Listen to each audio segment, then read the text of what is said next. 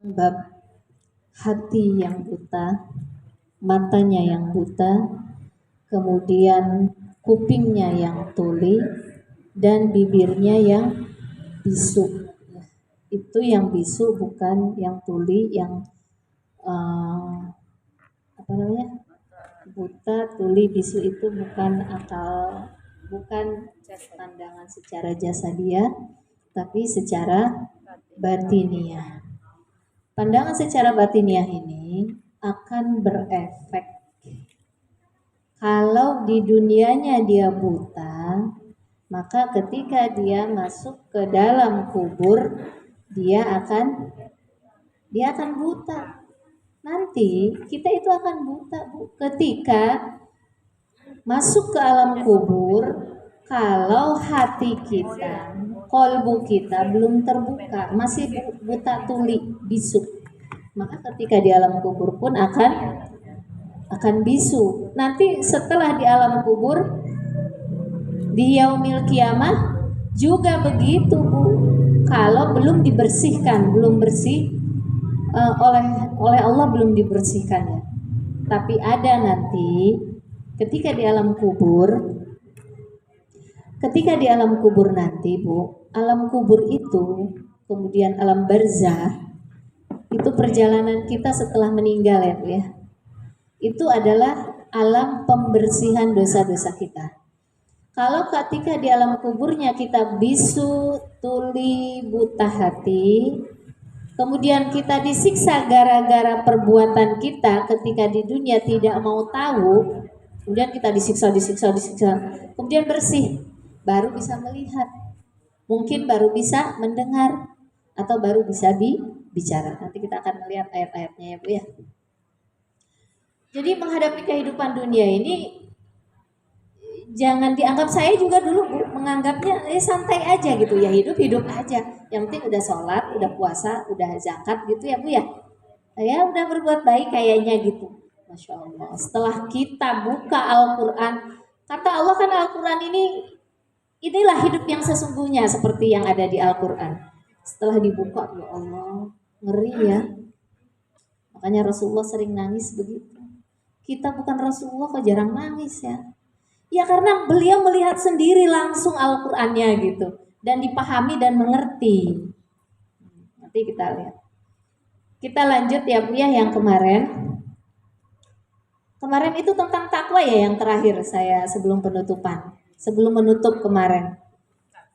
Jadi takwa itu akan menyelesaikan setiap persoalan. Orang yang mampu menyelesaikan setiap persoalan itu menandakan akal hatinya terbuka, ya Bu ya, itu.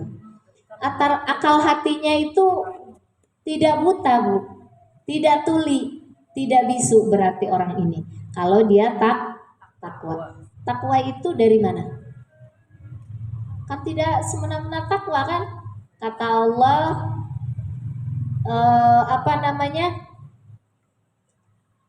kata Rasulullah, takwa itu, iman itu seperti akar ya. Kalau pohon seperti akar, iman itu telanjang, urwatun. Jadi kalau orang baru beriman, dia baru yakin, baru sholat, baru puasa, baru melaksanakan perintah-perintah Allah yang kewajiban-kewajiban biasa, dia beriman. Tapi dia belum beramal soleh,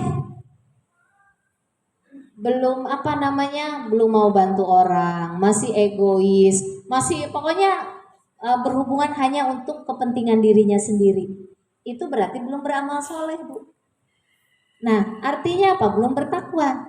Jadi takwa itu komponennya pertama iman. Tapi iman ini masih telanjang, kata Nabi.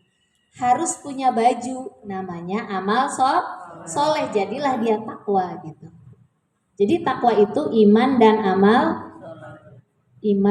amal soleh, baru dia bertakwa.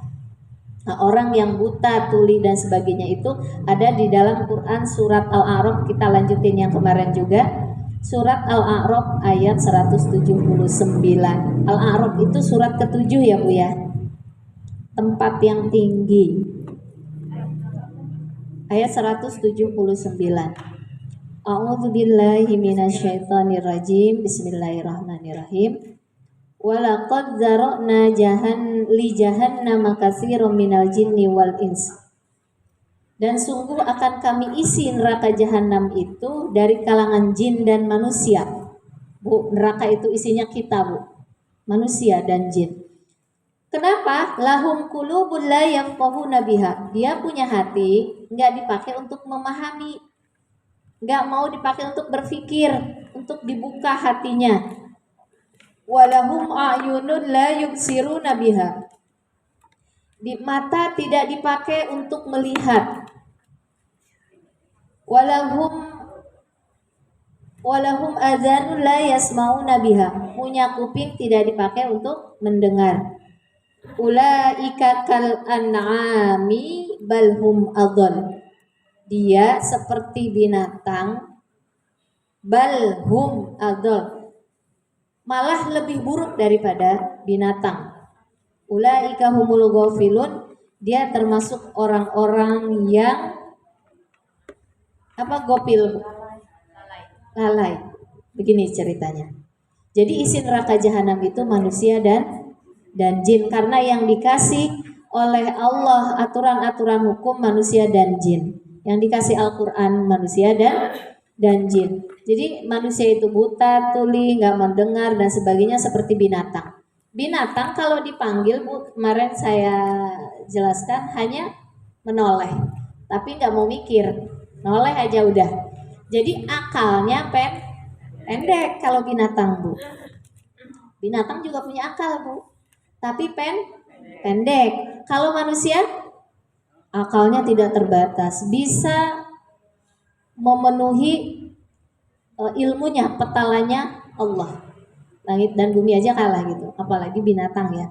Jadi binatang itu maka yang binatang ini tidak diminta pertanggungjawaban oleh Allah ketika di yaumil qiyamah. Dia hanya diminta kalau dia menanduk temannya, maka suruh ditanduk dulu, setelah itu udah nggak ada pertanggungjawaban masuk neraka atau surga. Kita pernah mendengar hadis Rasulullah begini. Ada seorang pengembala atau yang punya binatangnya lebih mulia daripada penggembalanya atau yang memiliki binatang itu, kata Rasulullah. Ada binatang yang lebih mulia daripada pemiliknya, begitu. Enaknya begitu ya, Bu ya. Kenapa? Kalau binatang masih ada manfaatnya, bisa diambil diperah susunya, bisa diambil dipotong dagingnya. Tapi manusia kalau sudah tidak berakal, itu kan binatang akalnya lemah ya, tapi masih ada manfaatnya. Kata Rasulullah, binatang itu lebih mulia daripada pemiliknya. Kalau manusia sudah tidak punya akal hati, tidak punya akal tidak punya pendengaran hati, tidak punya mata hati, tidak punya mulut hati, kan di sini makanya bisu kan. Nah, itu pantas Allah mengatakan kal an'ami, dia seperti binatang. Mungkin lebih buruk daripada binatang, sesuai dengan hadis Nabi tadi ya. Jadi kita kalau punya piaraan Ibu di rumah, saya ini lebih berharga dari kamu, apa kamu lebih berharga dari saya gitu, tanya. Nah, orang yang berharga itu yang hatinya hidup, yang kolbunya hidup. Akal manusia itu kan kreatif ya, Bu ya. Akal manusia itu kreatif. Ibu lihat ketika kambing diciptakan dari awal sampai sekarang, ada peningkatan nggak IQ-nya? Ya ada. Dari dulu kambing makan, tidur, beranak pinak, dipotong, makan, tidur, beranak. Gitu aja kan, Bu ya. Ayam apa, pokoknya binatang ciptaan Allah tidak kreatif. Tapi kalau manusia sejak diciptakan dari zaman Nabi Adam, dari bajunya dari pohon-pohonan ya, ditutup itu, nanti terus bergenerasi regenerasi, ada perubahan terus. Lihat cara membangun rumahnya juga. Dari tadinya di atas pohon, terus naik pohonnya yang di bawah ya, rumah panggung lah.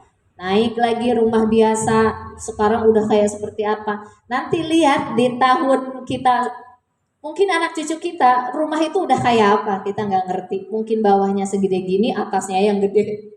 Mungkin seperti laboratorium atau apalah. Artinya apa? Menunjukkan bahwa manusia itu kreatif. Maka karena kekreatifannya juga pertanggungjawaban Allahnya besar. Artinya manusia itu bisa, Bu. Bisa membuka akal pikirannya. Bisa berpikir tentang Allah, tentang untuk apa hidup, makna hidup. Itu bisa. Cuma mereka buta tuli. Dibutakan oleh apa? Hawa nafsu. Dibutakan oleh keinginan syahwat. Dibutakan oleh hawa nafsu. Wa nahan nafsa 'anil hawa. Harusnya hawa nafsu itu ditahan kan? Kemudian di dalam Quran surat Yusuf ayat 30 ya. Wa ma ubarri'u nafsi. Yusuf ayat 30 Bu. Pernah kita buka ya dulu. Yusuf itu surat keberapa Bu? Wa ma ubarri'u nafsi inna nafsa la'ammaratun bisu. Tidaklah hawa nafsu itu 12 ya, menyuruh kepada keburukan. Jadi hawa nafsu itu Bu, arahnya ke keburukan. Hawa nafsu tamak, hawa nafsu ria, hawa nafsu hasad, hawa nafsu dengki, hawa nafsu kiber. Itu yang 7 itu Bu kemarin. Itu kan yang merusak hati, yang membuat hati buta tuli. Buta tuli bisu. Karena kita menuruti hawa nafsu yang itu. Jadi kita itu dikasih oleh Allah syahwat. Syahwat itu artinya sesuatu yang menyenangkan, yang berhubungan dengan jasad. Zuyyina linnasi hubbus syahawah minan nisa ya.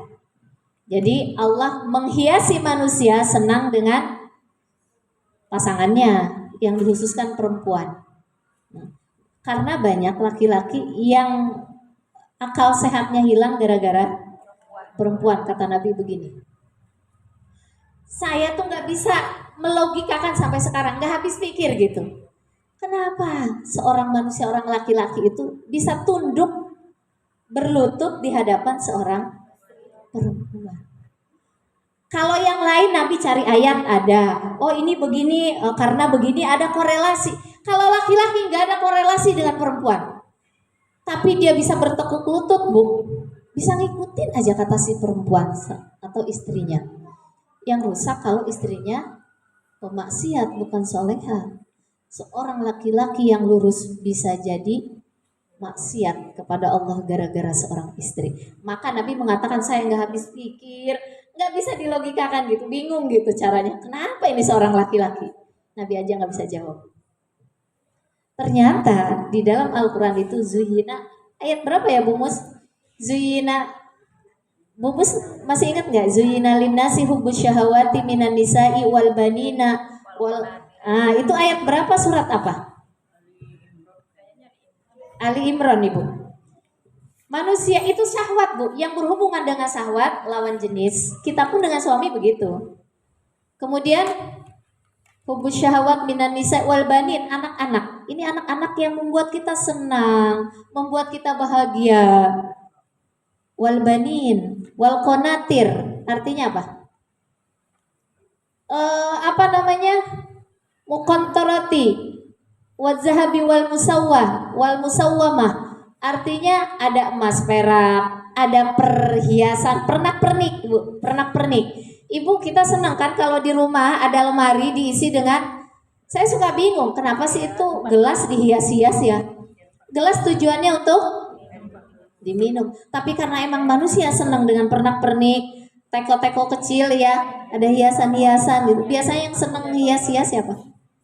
Perempuan kan. Nah itu bawaan manusia seperti itu Bu. Itu syahwat namanya, yang berhubungan dengan syahwat. Kemudian kendaraan, di situ musawamah, artinya kuda. Kalau sekarang kan bukan kuda, kendaraan kita mobil. Kita senang kalau lihat, kalau kita punya mobil Xenia, Avanza, tambah lagi naik lagi Pajero, nah apalah segala macam. Orang kan ini ya dipampangkan apa namanya, dibanggakan lah ya. Nah nanti ada hubungan korelasinya dengan hawa nafsu apa tuh yang tadi. Jadi musawwah, kemudian emas. Ibu senang kan kalau kita pakai emas? Iya kan, minimal kita cincin nih. Senang, ada perasaan senang. Belum lagi nanti, nah kayak ini. Ini manusia ini syahwat bu. Nah, syahwat ini boleh apa enggak? Boleh. Tapi jangan sampai ditunggangi oleh hawa nafsu. Apa? Kenapa?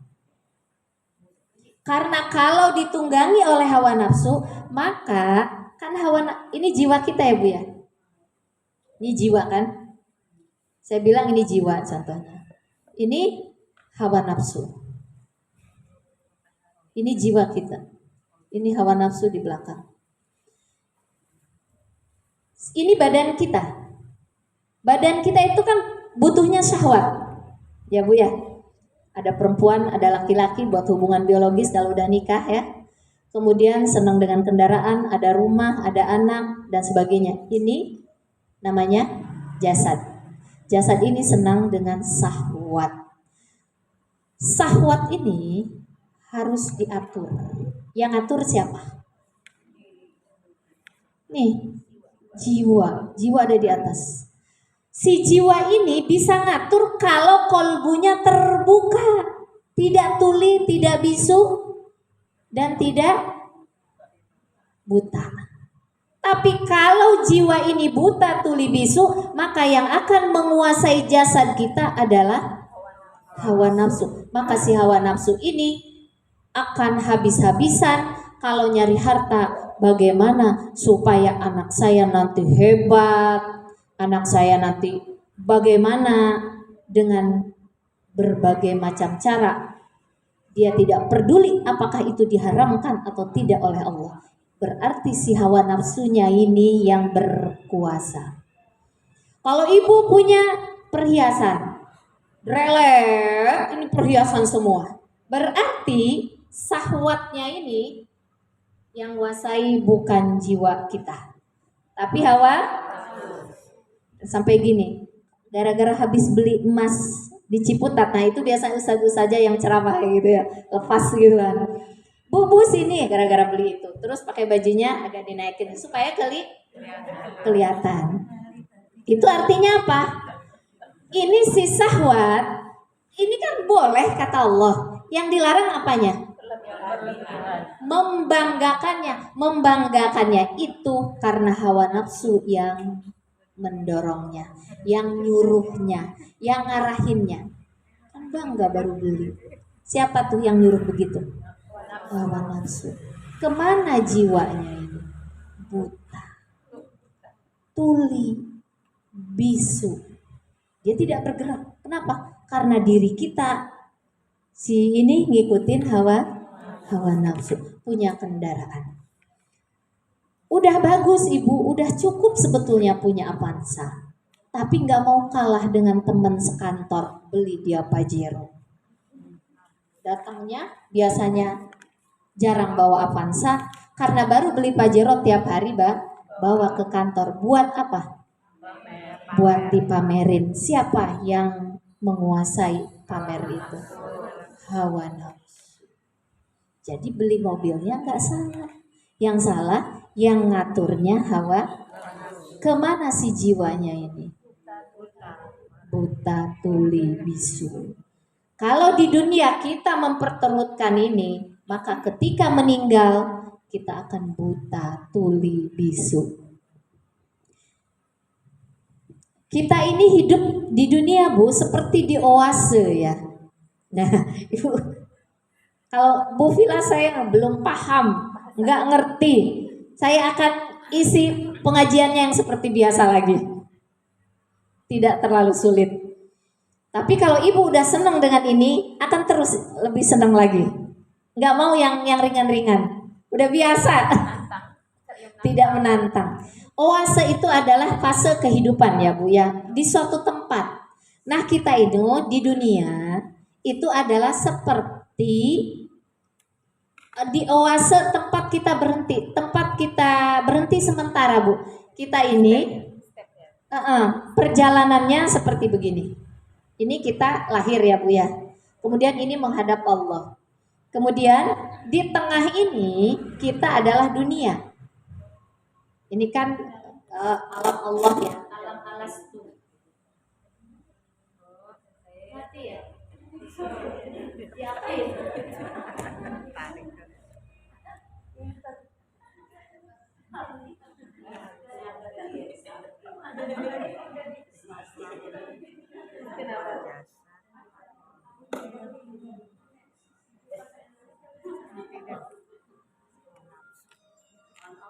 Ditarik apa ya Bu ya?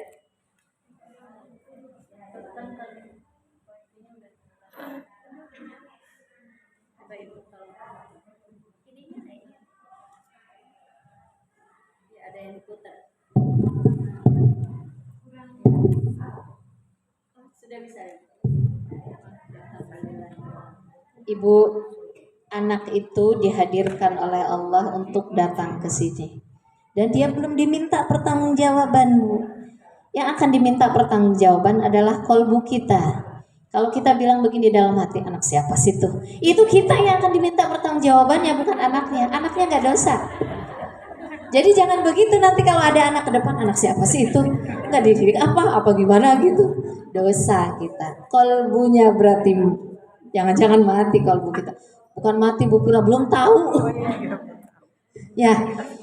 Jadi kita lanjut ya Bu ya. Di dunia ini seperti persinggahan kata Nabi.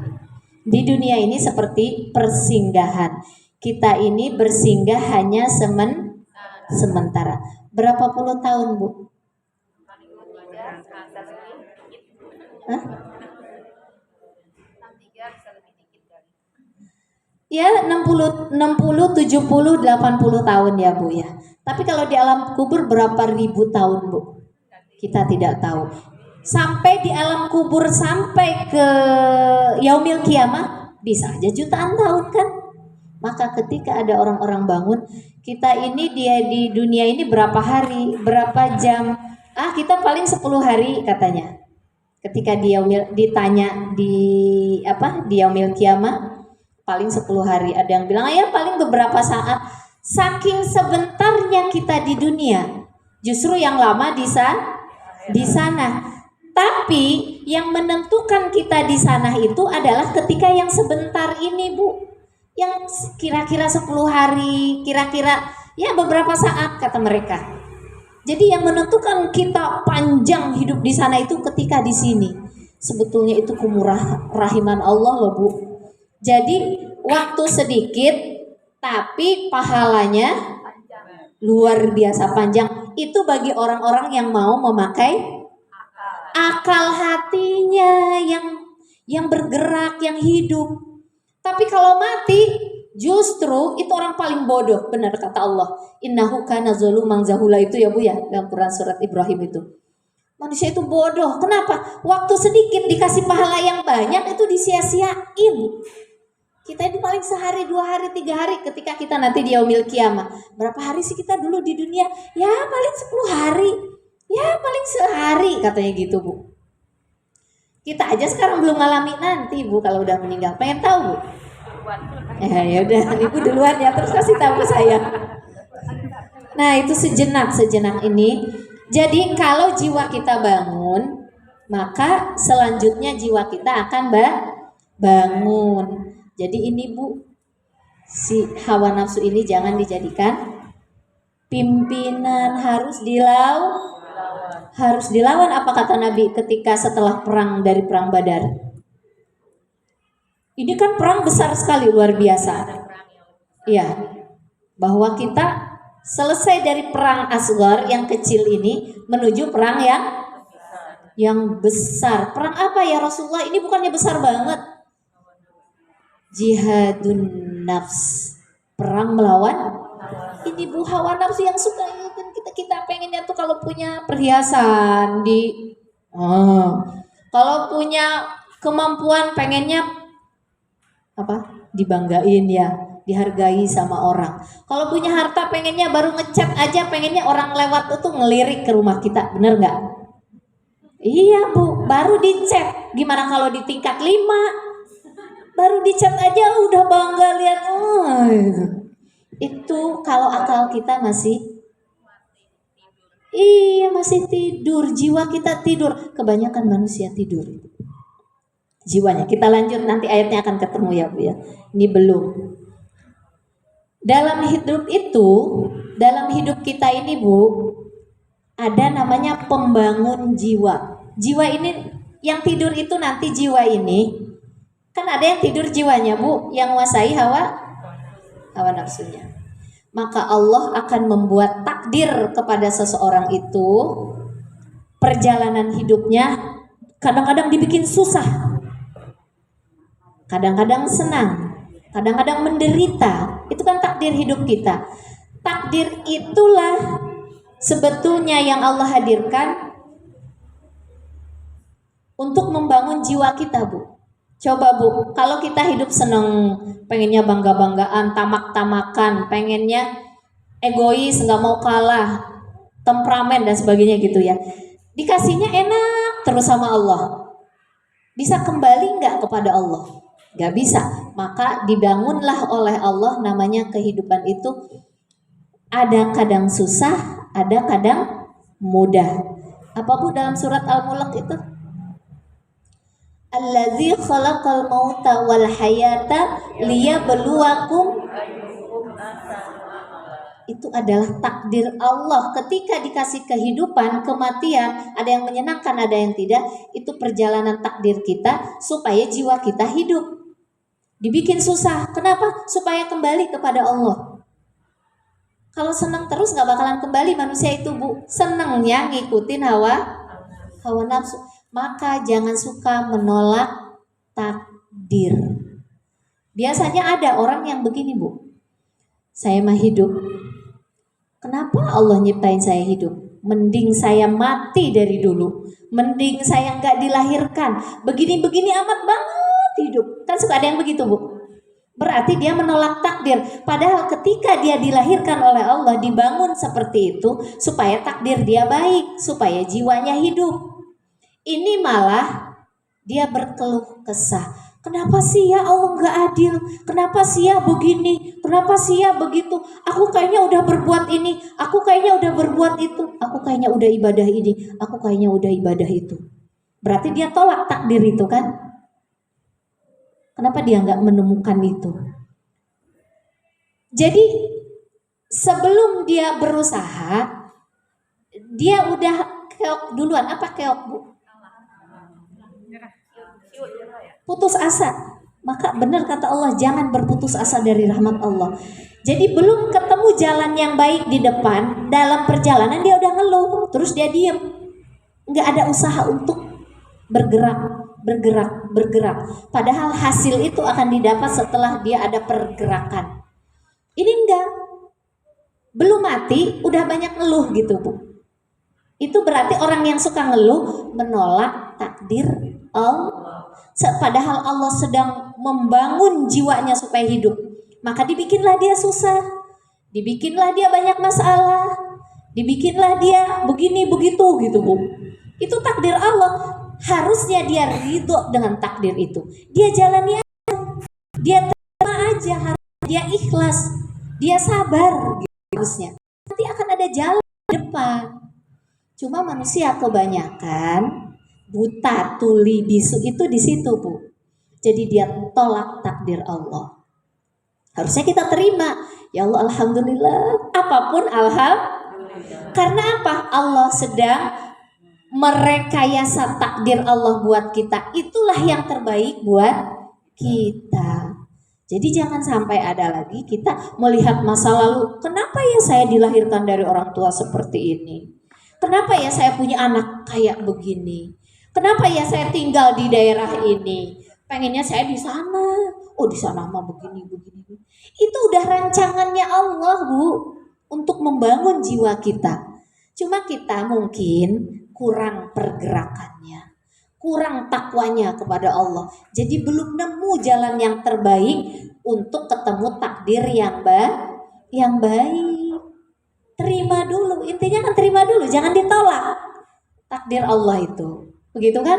Kita nggak bisa nolak takdir Allah, Bu.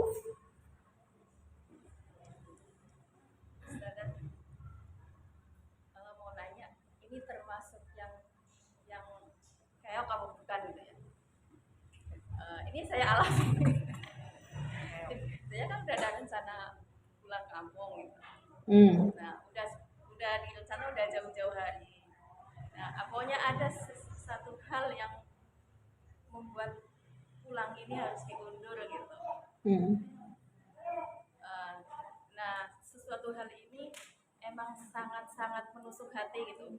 Nah, di situ saya tidak bisa marah. Seharusnya saya marah, tapi saya justru nangis gitu. Nangis tanpa bisa meluapkan. Nggak jadi berangkat. Ya, diundur gitu. Ya. Jadi, nah di peristiwa itu sesuatu hal ini yang penyebab bukan penyebab ya ini semua dari Allah ya. Cuma dari ininya gara-gara ibaratnya gara-gara ini saya jadi diundur pulangnya. Nah, di kejadian ini saya tuh tidak bisa marah. Seharusnya saya marah, cuman saya luapkan hanya nangis gitu. Apa saya termasuk yang keok gitu? Jadi gini Bu, itu bagian dari menahan hawa nafsu, marah, ya. Kita benar-benar tidak bisa berangkat ke sana. Kan pengennya mah kita hawa nafsu mau berangkat. Kalau kita menahan hawa nafsu, setelah kita mohon sama Allah, ya Allah apakah ini yang terbaik? Dan emang kenyataannya seperti itu. Dilarangnya itu karena emang itu udah aturan dari Allah. Contoh mungkin karena suami, contoh mungkin karena ada keadaan yang emang gak bisa berangkat ke sana, maka satu-satunya jalan adalah menahan marah dan ikhlas. Nanti akan kita berangkat kapan-kapan lagi aja. Itu bagian dari jihadun nafs. Saya juga mengalami itu banyak, sering. Sabar aja, hidup kan harus sabar ya. Ibu dicatat dulu pertanyaannya ya. Nanti ditanyakan ke selesai biar saya nggak. Saya keok apa enggak itu? Enggak keok. Kalau menurut saya, karena itu pengalaman saya juga sering. Jadi saya sering menunda kalau pulang. Karena yang lebih urgent ini apa pulang? Ternyata ini. Tapi kadang-kadang kita pakai hawa nafsu. Harus ini, harusnya kita marah. Tapi kita sabar. Kita lawan tuh hawa nafsu kita. Pulang kan bisa kapan aja, bisa diundur. Tapi ini nggak bisa diundur. Nah itu contohnya, itu baru contoh. Jadi kadang-kadang apa yang menurut kita baik belum tentu baik. Tapi ketika ada kesabaran di dalamnya, kita melawan hawa nafsu, yakin Allah akan mengganti jihad kita itu dengan hal yang lebih indah lagi. Ya lanjut ya Bu ya. Nah, bagus Ibu udah nggak marah-marah. Dipakai ilmunya. Jadi kita lihat di dalam Quran surat Toha ayat Toha itu Quran surat ke-20 ya Bu, ayat 102 ayat 104. Bagaimana keadaan kita di yaumil kiamah.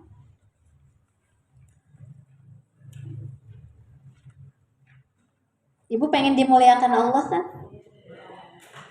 Kalau ingin dimuliakan oleh seseorang Bu, nggak bisa santai-santai. Kita harus banyak ngobrol sama orang yang punya kemuliaannya, yaitu Allah 102 dalam Al-Quran. Ini kita mau ngobrol nih sama Allah Bu, biar dapat kemuliaan.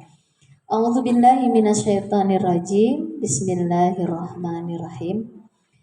Yauma yunfahu fis-suri wa nahsyurul mujrimina yauma idzin zurqa. Pada hari kiamat sangsakala ditiup yang kedua kalinya.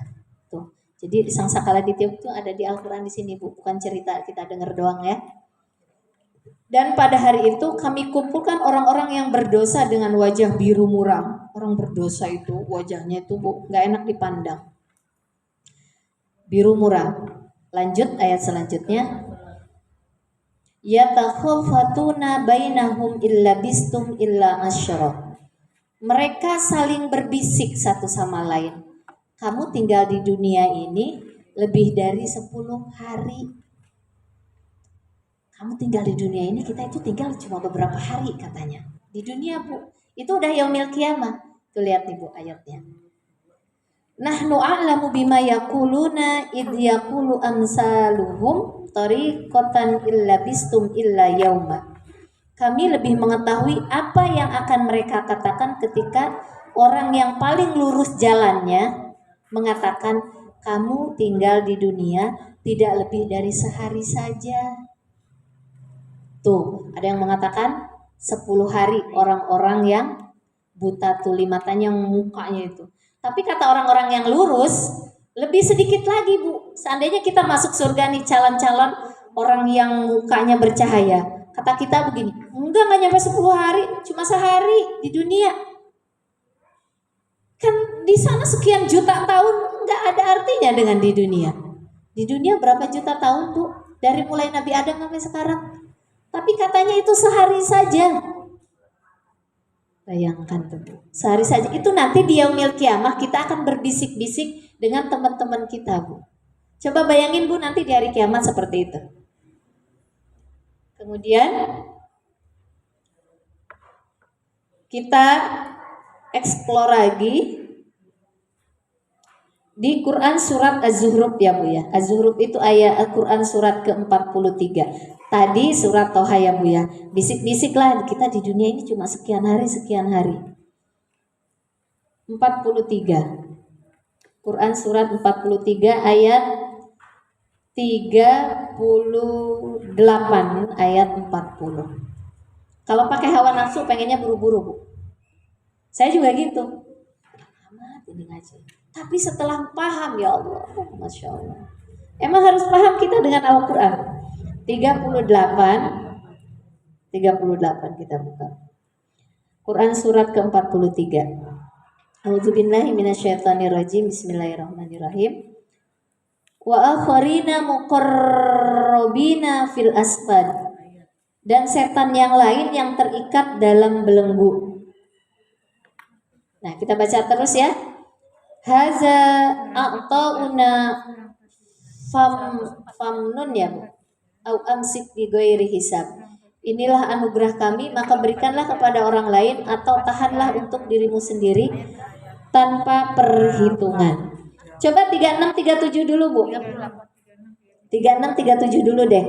Fasakharna lahu riha tajri bi amrihi rokha'an haitsu asaba. Kemudian kami tundukkan kepadanya angin yang berhembus dengan baik menurut perintahnya kemana saja yang dikehendakinya. Wasyayatina kulla banna'in wa ghawwas. Bukan itu ya. Tadi Masya Allah mata saya, Bu. Makanya kok nggak nyambung dengan yang saya terangkan. Toha kan ya, Bu ya. Ibu ada yang bawa kacamata. Saya lihatnya Toha ya, astagfirullah. 43, Bu. Az-Zuhruf. Nih, 3637. Makanya kok nggak nyambung, mata saya minying-minying aja dari tadi, ya Allah. Bacaannya Toha, bukan Toha ternyata.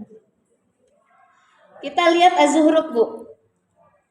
Wa may ya'shu an dzikrir rahmani 36 ya, Bu ya. Nuqayyid lahu syaitanan fa huwa lahu qarin. Dan barang siapa berpaling dari pengajaran Allah yang Maha Pengasih, Al-Qur'an, tuh, berpaling dari pengajaran Al-Qur'an, kami biarkan setan menyesatkannya dan menjadi teman karibnya, qarin, Bu. Qarin itu teman karib. Jadi kita itu punya qarin, Bu, sekarang. Teman karib kita. Lanjut, wa innahum la yasuddunahum anis sabili wa yahsabuna annahum muhtadun. Dan sungguh mereka, setan-setan itu benar-benar menghalang-halangi mereka dari jalan yang benar. Sedang mereka menyangka bahwa mereka mendapat petunjuk. Jadi kebanyakan manusia, dari ayat ini, Bu, kebanyakan manusia menyangka jalannya benar. Jadi kalau udah ngegibah tuh, Bu, kan Kalau ngerasa bersalah kan pasti agak berhenti dulu gitu, atau dia menjauh. Ini enggak kan, kayaknya asik banget dan makin heboh, datang lagi satu lagi makin heboh, udah infotainment lah ya gitu ya, si artis A, artis B, atau tetangga A, tetangga B, semua jadi omongin. Ngerasa bersalah nggak? Ketika dia nggak ngerasa bersalah, merasa benar. Kenapa? Karena pemimpinnya yang ngarahinnya adalah korinnya dia, temennya dia yang ada di sebelahnya, kiri kanan depan belakang, syaitun kata. Dulu kita asik aja kan kalau ngegibah ngobrolin orang. Betul Bu. Kalau kita marah ngerasa bener nggak Bu ketika marah? Ngerasa bener. Ketika kita egois, pakai gelang, pakai cincin panjang di sini gitu, terus kita banggain ke orang, ngerasa salah nggak? Enggak. Kita nggak ngerasa salah Bu. Kalau kita merasa salah, itu akan ada rasa takut dan tidak akan melakukan itu. Tapi kebanyakan manusia akan melakukan itu kata Allah. Kenapa? Karena annahum muhtadun tuh Bu, di ujungnya. Bahwa menyangka bahwa mereka mendapat petunjuk. Menyangka Bu, sangkaannya bahwa hal itu benar. Bakhil pelit sangkaannya itu adalah benar. Padahal itu enggak benar. Tapi selama ini kita jalani aja, saya kan udah infak tuh, masukin 2.000, 5.000. Kata Allah sebetulnya kamu masih pelit. Tapi kita nyangka benar. Jalan itu ada dua Bu, ada jalannya Allah, ada jalannya Jalannya Allah, taunya itu jalan Allah kalau mata hati kita terbuka, kuping kita tidak tuli, mulut kita tidak bisu. Maka Allah akan isi dengan ilmunya Al-Quran. Di Al-Quran itu belum. Nah kita belajar tuh Al-Quran, ternyata selama ini astagfirullah baru ngerti. Tapi kalau enggak dibuka pintu hati, pintu telinga, mata, udah gitu enggak belajar lagi Bu. Udah nyangkanya bener aja apa yang kita lakukan sehari-hari. Ini ayatnya Bu. Wa innahum la yasuddunahum anisabili wa yasabuna annahum muhtadun. Mereka menyangka bahwa itu petunjuk Allah.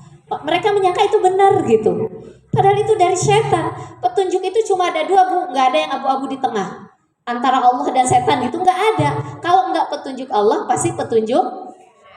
Jadi ibu kalau mau kemana-mana, mau ngambil keputusan, mau bergerak, mohon dulu sama Allah. Takutnya apa yang kita ambil keputusan itu keputusan dari hawa nafsu kita, didorong oleh setan.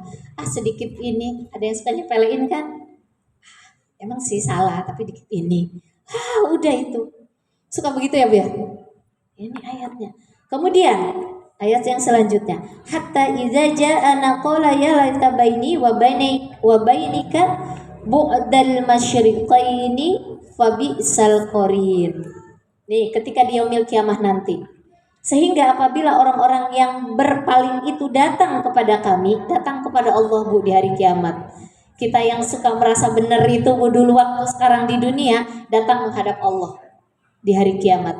Ibu bayangkan kita sedang mendatangi Allah di hari kiamat Bu. Bayangin. Apa kata kita? Wahai sekiranya, kata kita nih, wahai sekiranya antara aku dan kamu dan syaitan, korin yang suka menemani kita, minal jinnati itu, minal jinnah, kan yang merusak kita itu adalah jin dan manusia. Manusia siapa Bu? Hawa nafsu kita, manusia itu kita Bu. Kita maunya nyalain orang, yang jadi setan itu manusia yang jahat sama jin. Jin itu ini syaitan, korin-korin yang menyesatkan kita. Kalau manusia di situ minal jinnati wannas itu manusia. Artinya hawa nafsu kita. Kita berlindung daripada hawa nafsu kita. Itu maksudnya Bu. Apa yang terjadi nanti ketika di yaumil kiamat? Wahai sekiranya antara aku dan kamu dan setan jauhnya itu antara timur dan bisa ketemu nggak Bu timur dan barat? Nggak bakalan bisa ketemu tuh Bu. Nanti kalau udah di yaumil kiamat baru nyesel. Ya Allah, coba itu si setan tuh di sebelah barat, aku di sebelah timur. Emang bisa begitu kalau udah yaumil kiamat? Ayat selanjutnya. Itu kita itu banyak menyesal nanti Bu. Wala yanfa'ukumul yawma idz zalamtum annakum fil adzabi mustarikun. Dan harapanmu itu sekali-kali tidak akan memberi manfaat kepadamu pada hari itu, karena kamu telah menzalimi dirimu sendiri. Sesungguhnya kamu pantas bersama-sama dalam azab itu. Pantas bareng-bareng di azab. Siapa yang diazab tadi? Manusia. Yang pantas diazab bareng-bareng. Siapa yang merusak manusia tadi? Setan dan manusia, hawa nafsu kita. Kitanya juga, Bu. Karena kita nurutin hawa nafsu, si setan ngomporin kan? Kan ini hawa nafsu kita. Hawa nafsu itu ada dalam diri kita. Setan di belakangnya. Ya, terus bagus, hebat. Wah, itu setan, Bu. Hawa nafsu udah 11, 2. Kalau jiwanya mati. Nanti di yaumil kiamah mereka akan seandainya, ya Allah. Si setan itu, ya Allah, jauhnya di barat, aku di sana. Tapi perandaian mereka itu nggak ada fungsinya. Orang udah terjadi, ibarat nasi sudah jadi, nggak bisa jadi nasi lagi, kan begitu. Nah itu di akhirat itu seperti itu, Bu. Kita buka lagi surat Ibrahim. Maksudnya orang-orang yang mukanya muram karena mengikuti kemauan syaitan. Kita lihat di Quran surat Ibrahim. Ibrahim itu ayat 14 ya, Bu. Quran surat ke-14 ayat 48. 48, Bu, ayat 48. 14. Minimal kalau nanti Ibu baca. Oh, ini maksudnya. Dikit-dikit aja. 14. Ibrahim, saya udah tanda ini. A'udzubillahi minasyaitonirrajim. Bismillahirrahmanirrahim. Ini itu kan ketika di yaumil kiamah ya, Bu ya. Ayatnya 48. Ibrahim tuh, saya jangan sampai salah baca lagi nih. Ini udah mau salah lagi nih. 14 Ibrahim 48. A'udzubillahi minasyaitonirrajim. Bismillahirrahmanirrahim.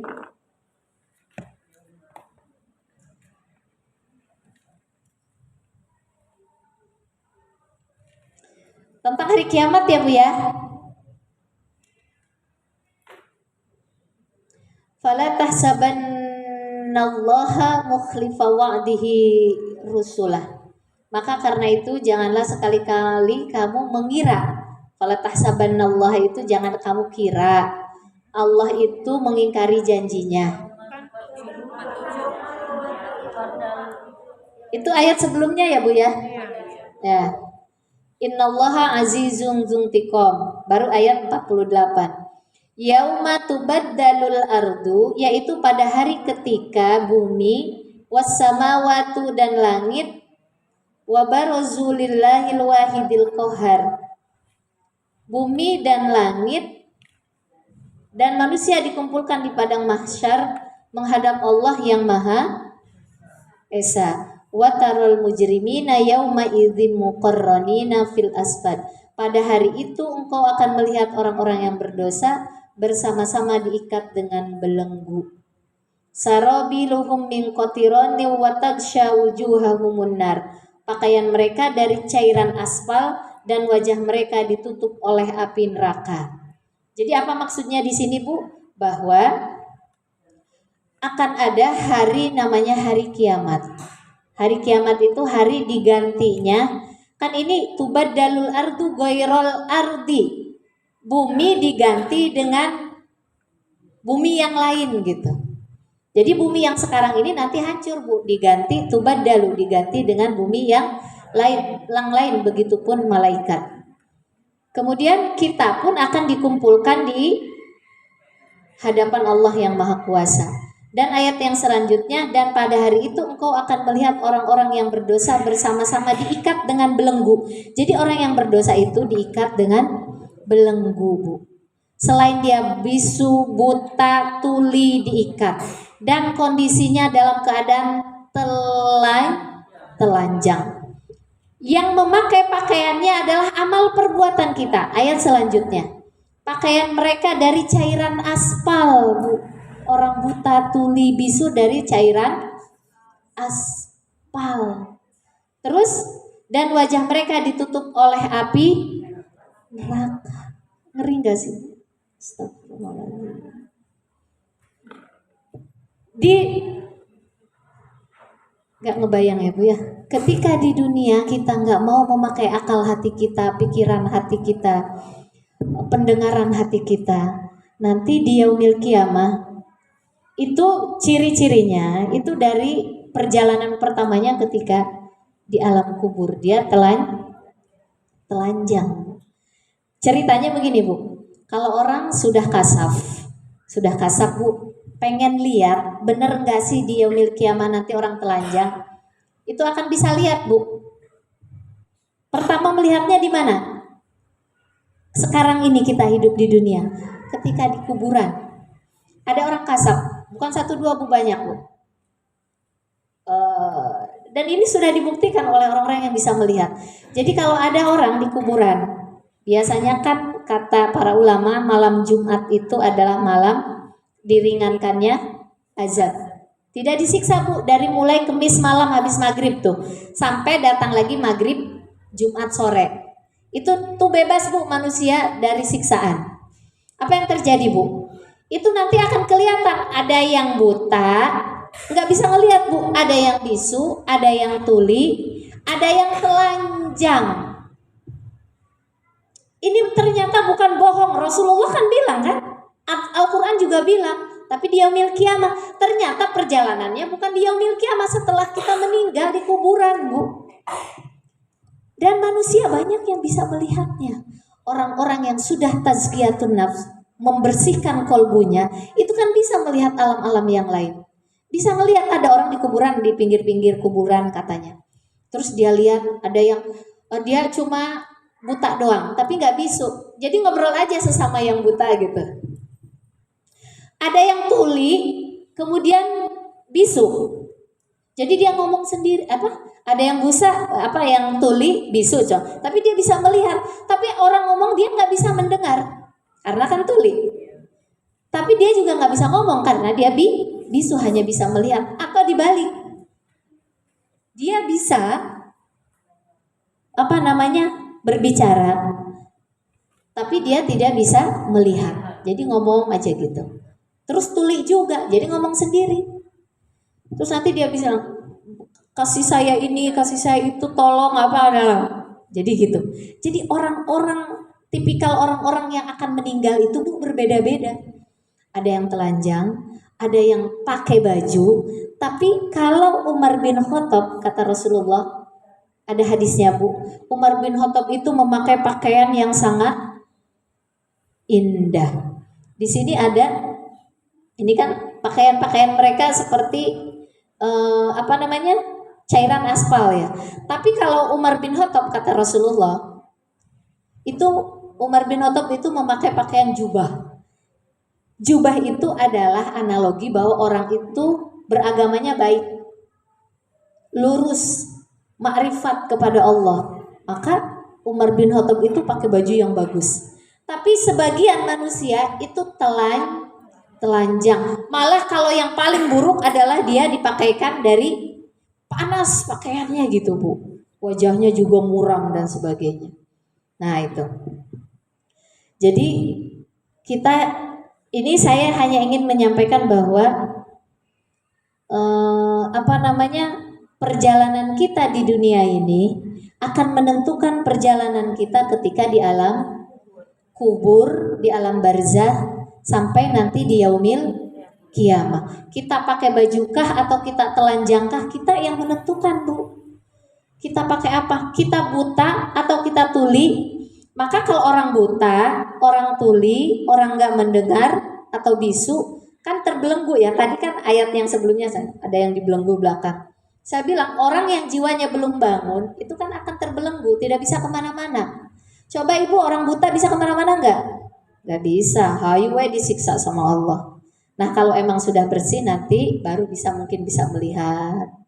Nanti lama-lama bisa mendengar, lama-lama bisa berjalan karena udah nggak buta lagi ya, bisa ngomong dan sebagainya. Jadi perjalanan alam barzah itu pembersihan dosa-dosa kita. Kita lanjut ya Bu ya. Sebenarnya yang bisa memerdekakan kehidupan manusia itu adalah kalau kita mengikuti arahan agama yang Allah ajarkan. Kita tidak memakai hawa nafsu kita. Kita lihat dulu, kita lihat ya Bu ya, terakhir deh ini insya Allah ayatnya. Quran surat An-Nisa, Quran surat Yunus yang ke-10 Bu, kemarin sudah kita buka juga. 25-26.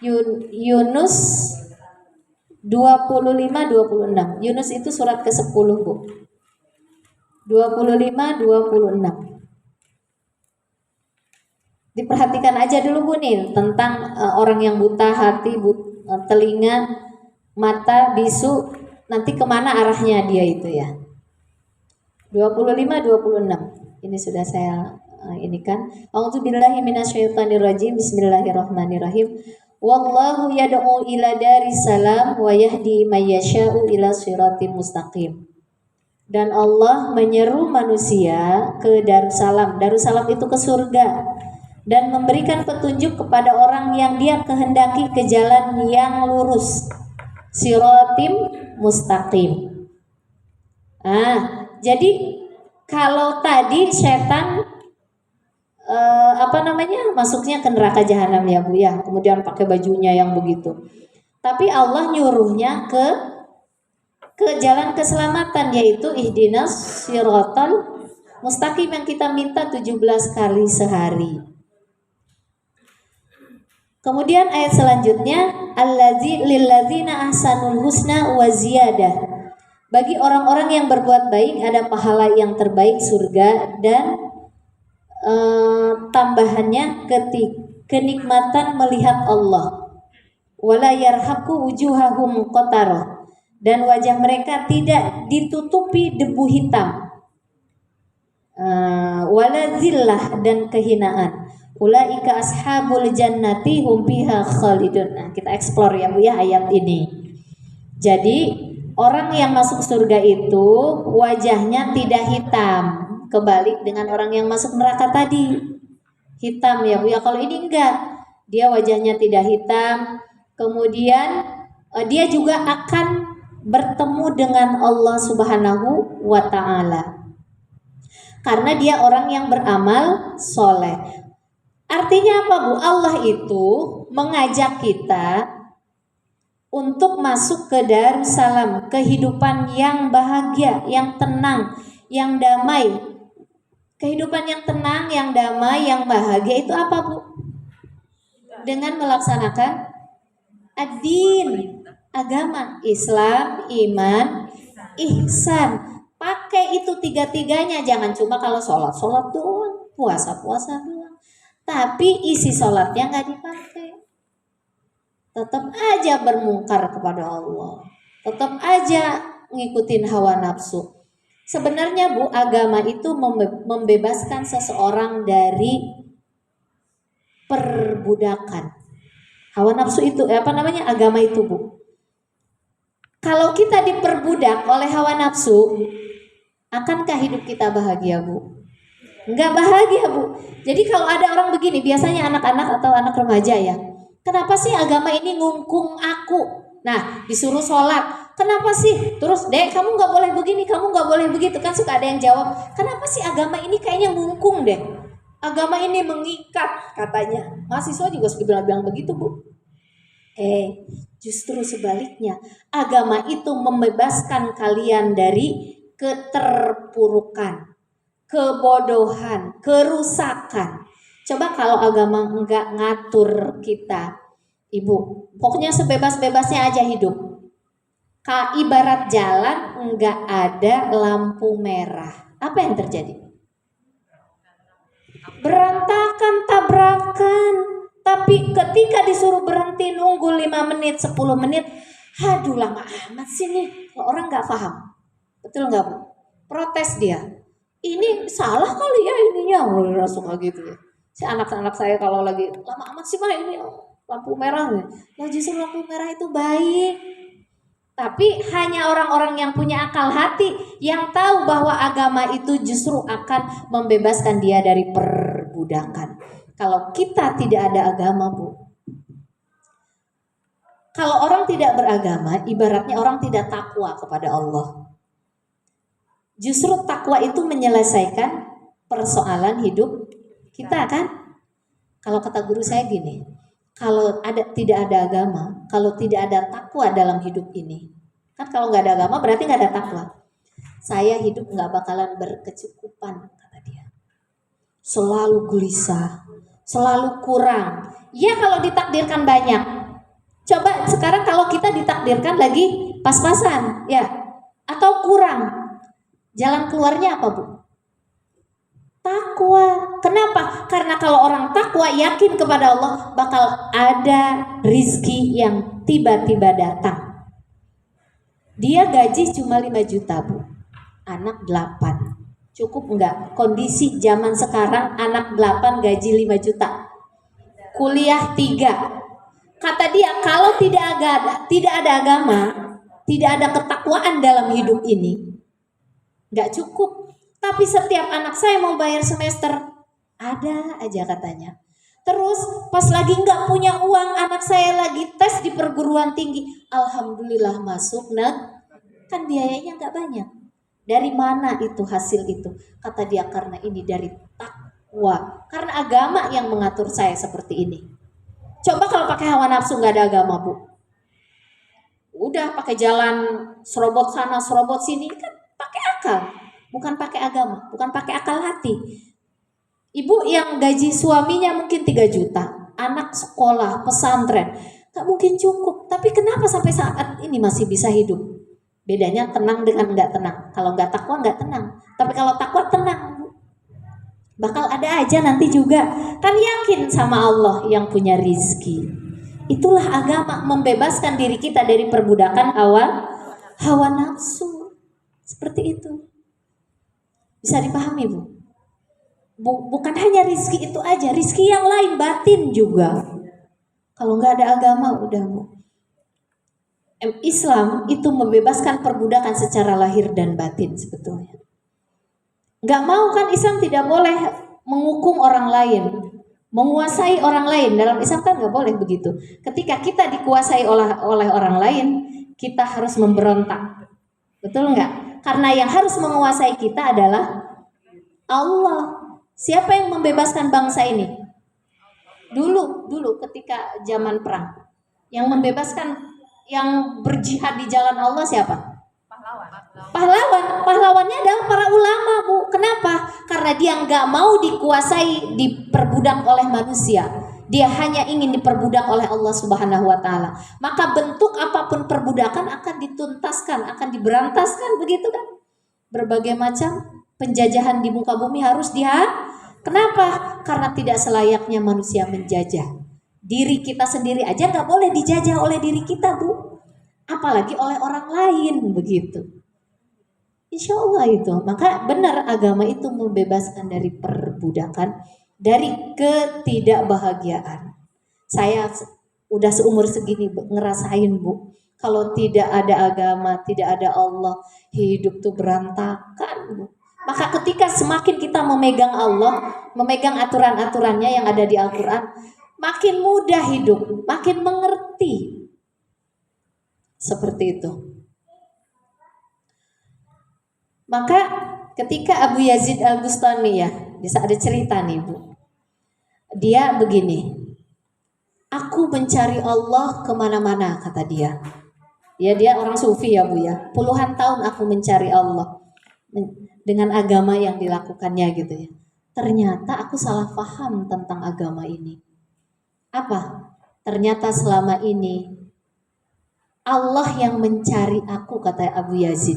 Ketika dia berusaha jihad melawan hawa nafsunya, Allah tuh di mana? Allah tuh di mana? Gimana sih gitu ya? Setelah ketemu, ternyata bukan aku yang mencari Allah, tapi Nah, kita analogi satu lagi ya Bu ya. Masya Allah Bu. Jadi supaya keimanan kita kokoh nih Bu kepada Allah. Jadi selama ini bukan kita yang mencari Allah Bu, Allah yang mencari kita.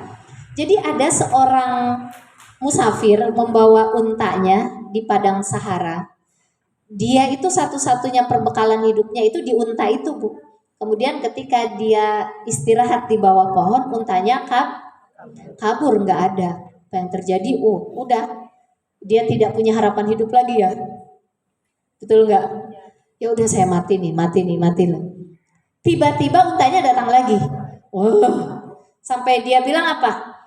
Saya ini, engkau adalah hambaku, aku ini adalah Tuhanmu, kan begitu.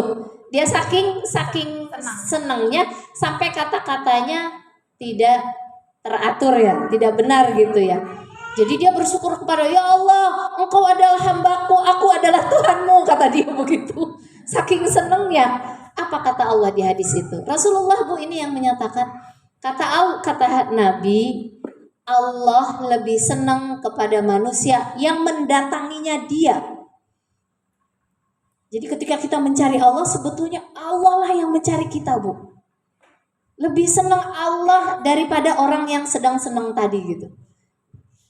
Lebih senang kepada orang yang mencari Allah, yang bertobat. Masalahnya apa hidup kita ini Bu? Yang membuat kita berantakan? Karena kita tidak mencari Allah. Si burung mencari Allah Bu. Dia bersarang, mustaqar wa mustauda. Dia punya makanannya, dia punya sarangnya, dan Allah hadirkan makanannya ke sarang-sarang itu. Dia bertasbih kan, dia mencari Allah Bu. Cuma akalnya pendek. Manusia pun begitu. Ada rumah, dia dihadirkan oleh Allah rumah. Dia dihadirkan oleh Allah tempat tinggal di situ. Tapi kenapa banyak rizki yang tidak datang ke rumah-rumah itu? Karena banyak manusia yang menyimpang dari dinnya, dari agamanya, dari aturan-aturan Allah, sehingga rizki itu lahir batin tidak datang ke dia. Akalnya tertutup Bu, tidak dipakai, sehingga rizki itu tidak datang ke rumah kita Bu. Sebetulnya sudah diatur oleh Allah, sudah diukur oleh Allah. Tapi bagi orang yang mau mencari Allah, masalahnya kita nggak mencari Allah dalam hidup kebanyakan manusia. Lihat Bu yang gak ngaji contohnya ya, yang gak ngaji tertutup hatinya. Dia nyari Allah nggak? Ya dia kerja aja pagi sampai siang sampai sore, makan dan sebagainya. Ya udah santai-santai aja. Kenapa? Ya saya kan udah cukup ini, pain-pain aja lah hidup. Mungkin ketika di dunia dia pain-pain, apakah ketika dia masuk kubur akan fine-fine saja? Akan baik-baik saja? Belum tentu.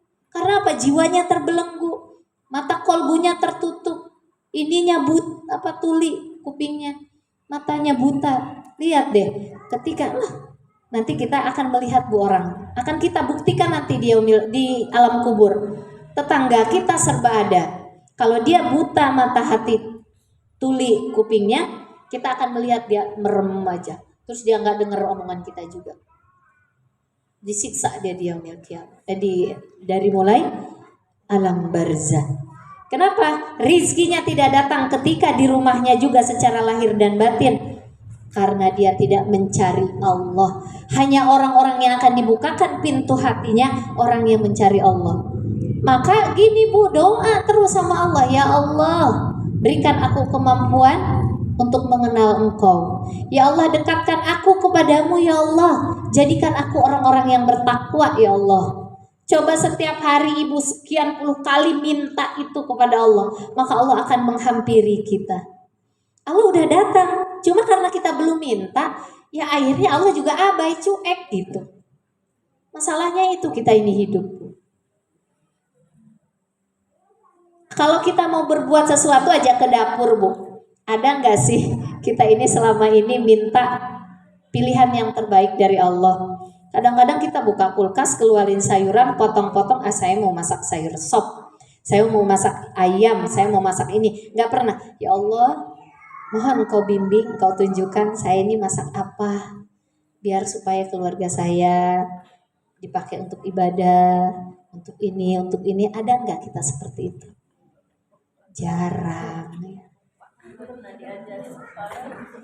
Harus ibu, kan itu nanti akan dimakan oleh keluarga kita, akan jadi vitamin untuk ibadah dia kepada Allah. Anak kita gede-gede tapi ngelawan, kitanya nggak minta sama Allah.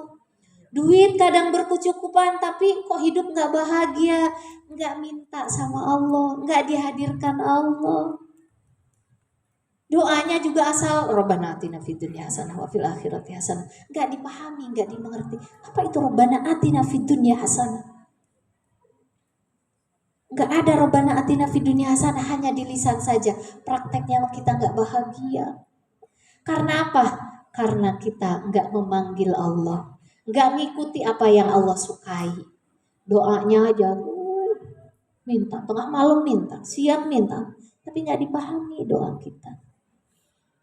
Ya ibu ya yang dirahmati oleh Allah Subhanahu Wa Taala, nggak mungkin juga saya sampaikan secara menyeluruh semua, waktu juga yang membatasi kita. Ada kalimat yang indah bu, ada kalimat yang indah dari guru saya ketika saya ikut kajian beliau. Tulis ya bu ya, kalau nggak ditulis di buku dalam hati, tapi tulis itu. Jadi apa yang Allah berikan kepada kita itu tergantung perlakuan kita kepada Allah. Apa yang telah Allah berikan kepada kita itu tergantung perlakuan kita kepada Allah. Jadi artinya yang berbuat siapa dulu bu? Kita dulu, minta dulu, ikuti dulu.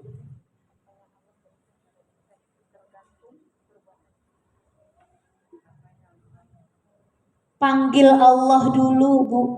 Kata Allah, mustahil orang kalau manggil aku tidak datang kepadanya.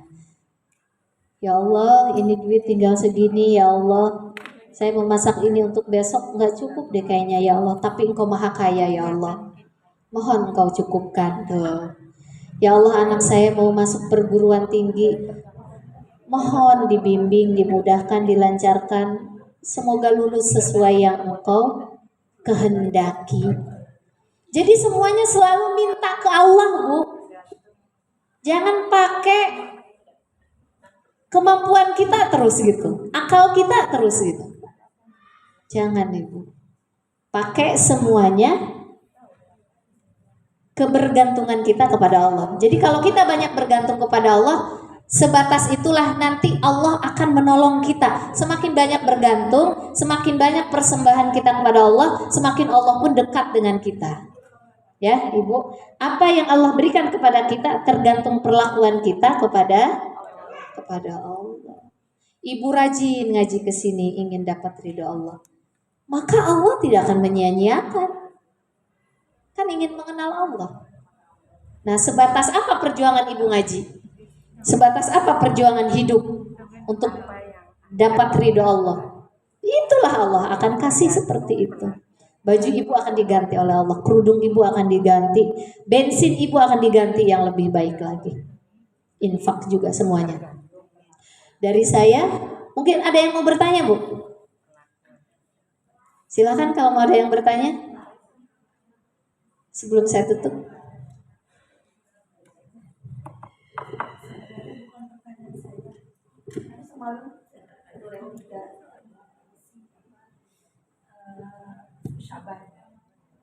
Setelah pada pulang semua, ada sedikit itu gak mau pulang. Saya tanya kenapa? Saya mau bertanya, mana ya?